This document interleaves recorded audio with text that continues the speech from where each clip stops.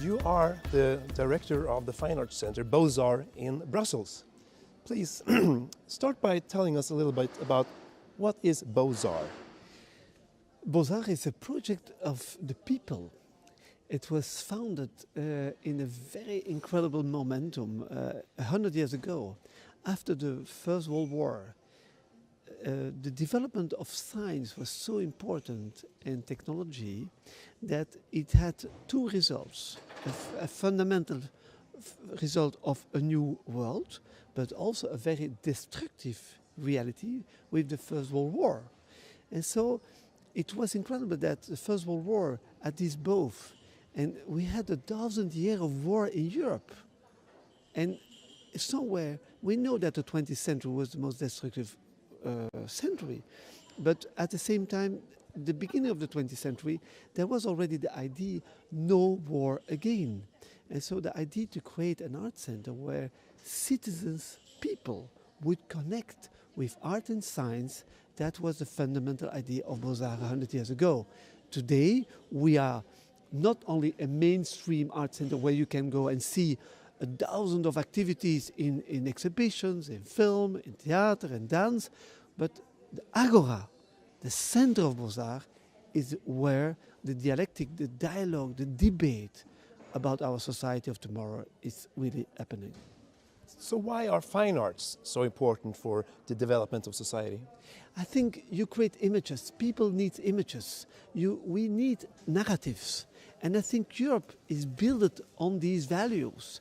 If you want to connect with the rest of the world, and we will be 10 million, and we need, because as I said, there was an enormous migration. 60 million people left Europe at the same time. We had migrations from south to north during the whole Europe.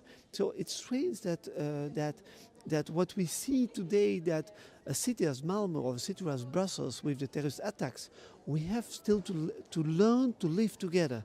So I think that art in general, but also not only visual arts, also music, every form of art can help to create bridges between people and to reconnect, and to not that we have the same opinion, but that we respect the opinion of the other. So, if that is how fine arts could influence society as a whole, in what way could fine arts cooperate with science?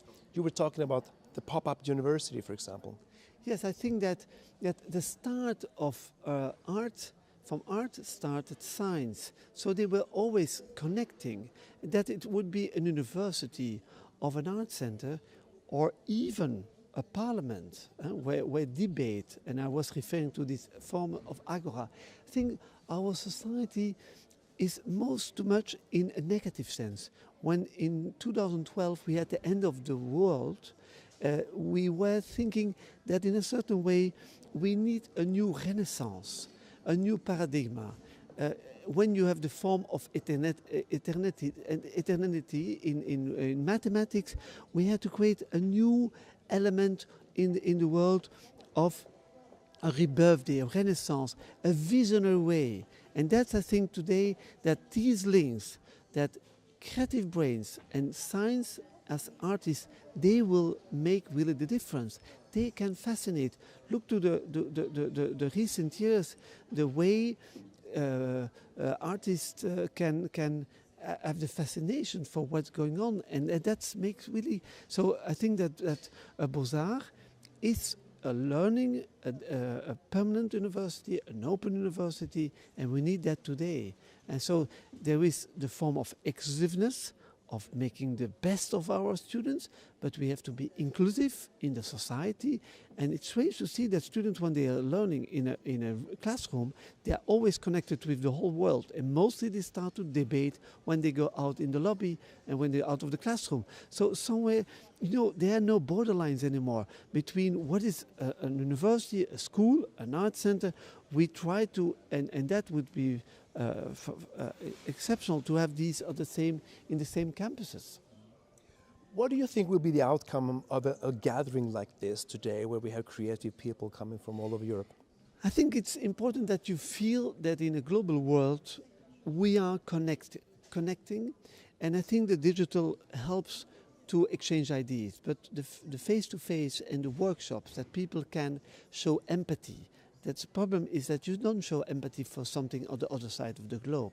So if you can have this experience, but at the same time, what happens today is that we have a real responsibility to connect with the other, in the sense that what happens today is our common responsibility. So the need of bottom-up, that the people here in Malmö, who are mostly all convinced and all connected, that they know that they have a responsibility outside of this building, where people are not connected with this message. So the problem is that not only that we start to be deconnected, we have to go on, we have to be innovative, we have to be creative, we have to solve problems of tomorrow, but we have to see that these are not connected with us, that they stay with us.